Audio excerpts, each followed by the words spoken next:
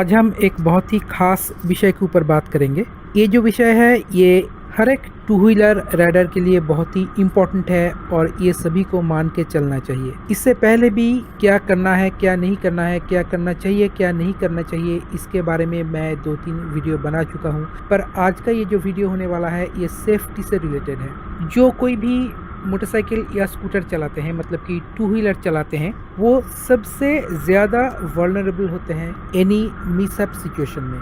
मेरे सभी two wheeler rider दोस्तों से विनम्र निवेदन है कि आप कहीं पर भी जाइए, हो सकता है कि अपने घर के गली में घूम रहे हैं या नुक्कड़ में जा रहे हैं या सामने के दुकान में जा रहे हैं या कहीं भी जा रहे हैं या मोहल्ले में घूम रहे हैं, कहीं भी जा रहे हैं, जब भी आप मोटरसाइकिल या स्कूटर के ऊपर चढ़ते हैं, चढ़ के बैठते हैं, तब ये एकदम अपने मन से ये रूल बना लीजिए कि विदाउट हेलमेट आप कभी भी अपने मोटरसाइकिल या स्कूटर के ऊपर नहीं बैठेंगे। ये सिर्फ पुलिस को मानने के लिए नहीं, लॉ को ओबे करने के लिए नहीं, या पुलिस से बचने के लिए नहीं। ये जो हेलमेट का जो सिस्टम है ये सिर्फ और सिर्फ आपका सेफ्टी के साथ डायरेक्टली रिलेटेड है। आपका हाथ टूट जाए, पैर टूट जाए, रिब्स टूट जाए, स्पाइन टूट जाए, कुछ भी हो जाए वो रिपेयर हो सकता है। पर अगर आपका हेड इंजरी हो जाए, इंटरनल कोई डैमेज हो जाए, तो वो इरिवर्सिबल होता है, वो बियॉन्ड ट्रीटमेंट हो जाता है। कभी कभी उससे आपका इंस्टेंटली जान जा सकती है।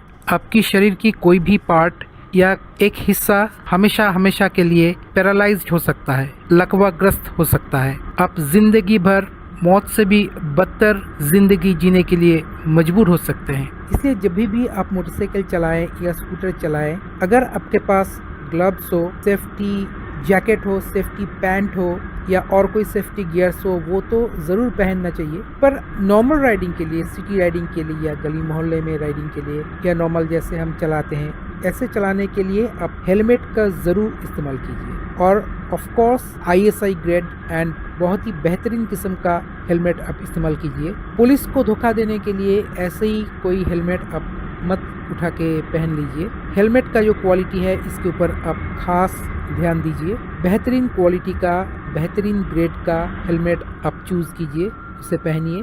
अपने सर को बचाइए, अपने फैमिली को बचाइए, अपने आप को बचाइए। हम कभी भी नहीं जानते हैं कि रास्ते पर हमारे लिए क्या वेट कर रहा है। हम ये सोचते हैं कि हम तो गली में जा रहे हैं, अपने मोहल्ले में घूम रहे हैं। हम कभी भी सेकंड थॉट नहीं देते हैं कि अगले मोड़ पे हमारे लिए क्या वेट कर रहा है। हम ऐसे ही सुनसान, एकदम खाली सा सीधा सड़क पर जा रहे हैं, पर फिर भी हमको कभी भी पता नहीं रहता है कि अगले क्षण में हमारे लिए क्या वेट कर रहा है। इसीलिए इस चीज़ का नाम है एक्सीडेंट। किसी भी एक्सीडेंट सिचुएशन में अपने आप को बचाने के लिए आप ज़रूर सेफ्टी गियर्स का इस्तेमाल कीजिए। हेलमेट उसमें फर्स्ट आता है, एकदम पहले नंबर पर आता है। और एक बहुत ही इम्पोर्टेंट चीज़ है, आप जो कुछ भी व्हीकल चलाते हो, टू व्हीलर की बात मैं कर रहा हूँ, मोटरसाइकिल हो, स्कूटर हो, आप रेसिंग मोटरसाइकिल चलाते हो, रेसिंग स्कूटर चलाते हो या नॉर्मल स्कूटर, नॉर्मल मोटरसाइकिल चलाते हो, जो कोई भी या जो कुछ भी आप चलाते हो सकता है आप 3 लाख, 4 लाख, 5 लाख, 10 लाख, 20 लाख का मोटरसाइकिल चला रहे हो या 60, 70, 80 हज़ार का स्कूटर या मोटरसाइकिल चला रहे हो। जो कुछ भी हो, आप कभी भी अपने हद से ज़्यादा स्पीड में उसे मत चलाइए। जहाँ तक आप कंफर्टेबल है, आप एकदम कॉन्फिडेंट है, जिस स्पीड तक आप कॉन्फिडेंट है, एकदम कंफर्टेबल है, सिर्फ उसी स्पीड तक अपने व्हीकल को भगाइए। एड्रेनलिन रश के कारण अगर आप बहुत ज़्यादा उत्तेजित होकर अपने व्हीकल को इस तरह से भगाने लगे कि आपके कंट्रोल क्षमता से वो बाहर है, वो कभी भी मत कीजिए। आप जितना स्पीड कंट्रोल कर सकते हैं, आपका कैपेसिटी जितना है, उतना ही आप स्पीड अचीव करने की कोशिश कीजिए। ओवर स्पीडिंग कभी भी मत कीजिए। ओवर स्पीडिंग का मतलब ये नहीं कि पुलिस कितना स्पीड रास्ते के साइड में लिख के रखा है। अगर आपका स्पीड हैंडलिंग कैपेसिटी है 40 kmph, तो आप 40 में ही चलाएं। आप कभी भी 70, 80, 100 करने की कोशिश मत कीजिए। आप कभी भी ऐसे स्पीड में मत चलाइए जिससे आप हैंडल नहीं कर सकते हैं, जिसमें आप कंफर्टेबल नहीं है, जिसमें आप कॉन्फिडेंट नहीं है। जितना भी एक्सीडेंट्स होता है टू व्हीलर में, सभी कोई अनकंट्रोलेबल स्पीड के चलते होते हैं। तो जहाँ तक आप कॉन्फिडेंट है, जहाँ तक आप एक्सट्रीमली कंफर्टेबल है, सिर्फ उसी स्पीड में अपने टू व्हीलर को भगाइए।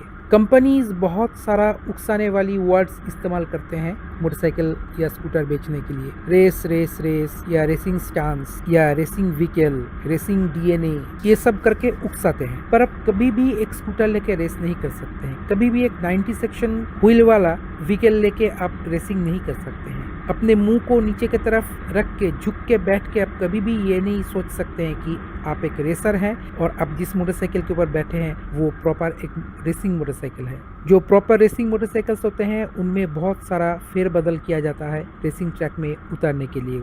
उसका टायर, सस्पेंशन, उसका सिटिंग अरेंजमेंट, उसका हैंडल, उसका चैसिस, वेट में भी फेरबदल किया जाता है। बहुत कुछ फेरबदल करके उसे रेसिंग में उतारा जाता है। तो रेस रेस रेस लिखा हुआ एक व्हीकल खरीद लिया या सीट के ऊपर झुक के बैठ के आप समझने लगे कि आप एक रेसर हो गए या आप रेसिंग मोटरसाइकिल चला रहे हैं, ये गलत बात है। कंपनीज कुछ गिमिकी वर्ड्स का इस्तेमाल करके बहुत नए नए तरीके से कस्टमर के दिमाग के साथ खेलता है, इमोशन के साथ खेलता है, सिर्फ अपने व्हीकल बेचने के लिए। 150 सीसी मोटरसाइकिल में स्लीपर क्लच लगा दिया, ऑटो ब्लिपर लगा दिया, क्विक शिफ्टर लगा दिया और लोग दिमाग में ये सोच लेते हैं कि वो रेस के लिए बिल्कुल तैयार हो गया। उनको लगता है कि उस व्हीकल को लेके हम रोड के ऊपर रेस करेंगे। ऐसा कभी नहीं होता है। रोड्स रेस करने के लिए नहीं, चलने के लिए होता है। रेस ट्रैक सिर्फ रेस करने के लिए होता है। और एक 150 सीसी का व्हीकल में कुछ फीचर्स लगा के आप रेस के लिए इस्तेमाल नहीं कर सकते हैं, वो भी रोड पर। उनका बाकी जो चीजें हैं वो प्रॉपर रेसिंग सिचुएशन के लिए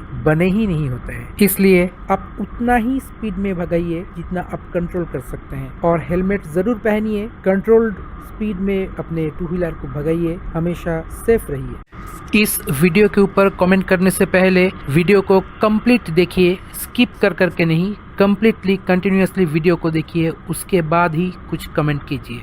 कुछ कंपनीज को कभी भी अक्ल नहीं आएगी। वो कंपनीज लोगों के साथ, कस्टमर्स के साथ हमेशा खिलवाड़ करेगा, उनके दिमाग के साथ हमेशा खिलवाड़ करेगा। एक बहुत बड़ी विदेशी कंपनी अपना मोटरसाइकिल असेंबल करने के लिए दिया है बोल के खुद को बहुत बड़ा 30 मार खां समझ रहा है। आप एक बार सोच के देखिए, एक 165 सीसी इंजन वाला एक मोटरसाइकिल निकाला है। कंपनी क्लेम करती है कि 19.2 PS ऑफ पावर वो प्रोड्यूस करता है, पर वो 19.2 PS ऑफ पावर प्रोड्यूस होता है 10,000 RPM पर। आप एक बार सोच के देखिए, 10,000 RPM पर 19.2 PS ऑफ पावर प्रोड्यूस होता है। अभी ये 19.2 PS ऑफ पावर क्या है? 19.2 ये जो है ये मैट्रिक हॉर्स पावर फिगर है। इसको अगर आप मैकेनिकल हॉर्स पावर फिगर में कन्वर्ट करें तो 18.9 bhp होता है। तो हम इसे 19 bhp मान के ही चलते हैं। तो 19 bhp का पावर प्रोड्यूस करता है 10,000 RPM में जाके। आप एक बार सोचिए, अगर आपको इन सब चीज़ों के बारे में, इंजन की पावर आउटपुट, टॉर्क फिगर, इनके बारे में थोड़ा बहुत भी जानकारी है तो आपको ये ट्रिक पता चल जाएगा। ये ट्रिक कहाँ पर है? 19 bhp पावर प्रोड्यूस हो रहा है 10,000 RPM में जाके। आप एक 165 सीसी इंजन को 10,000 RPM तक रेव करेंगे, उसके बाद आपको 19 bhp पावर मिलेगा। और एक 19 bhp जैसा पावर हैंडल करने के लिए मोटरसाइकिल में क्या लगा है? 90 सेक्शन का टायर लगा है। 90 सेक्शन, एक थिन साइकिल जैसा पिच जैसा टायर लगा है। और 19 bhp पावर को स्टॉप करने के लिए क्या दिया है? Single channel ABS। मजाक चल रहा है। और खुद को BMW दिखाने के लिए BMW जैसा कलर लगा दिया और बिल्कुल छपरी जैसा बना दिया, कंप्लीट एक छपरी व्हीकल बना दिया। मजाक चल रहा है। 19 bhp पावर प्रोड्यूस कर रहा है 10,000 RPM में जाके, और उस 19 bhp पावर को हैंडल करने के लिए 90 सेक्शन टायर लगा दिया, सिंगल चैनल ABS लगा दिया, सेफ्टी गया तेल लेने, नया नया नाम डाल के, नया नया रंग लगा के बुद्धू बना रहे हैं लोगों को। कुछ कंपनीज को कभी भी अक्ल नहीं आएगी। आप एक बार सोच के देखिए, रास्ते के ऊपर जब आप एक टू व्हीलर लेके चलते हैं, सेफ्टी इज ऑलवेज फर्स्ट। मैं पिछले एक वीडियो में इसके बारे में बात किया था। मोटरसाइकिल राइडर्स सबसे ज्यादा वल्नरेबल होते हैं रास्ते के ऊपर। आप एक बार सोच के देखिए। कंपनी का नाम मैं नहीं लेना चाहता, आप खुद ही समझदार हैं। तो इस वीडियो को कम्प्लीटली अगर आप देखे हैं, कमेंट सेक्शन में आके अपना वैल्यूएबल कमेंट कीजिए। हो सकता है वो पॉजिटिव हो, वो नेगेटिव हो, किसी किसी को ये वीडियो ना भी अच्छा लग सकता है। जो कोई भी हो, आपका जो पॉइंट ऑफ व्यू है इसके बारे में आप जरूर कमेंट सेक्शन में आके बताइए। हम भी कुछ जानना चाहते हैं, सीखना चाहते हैं आपसे। Thank you.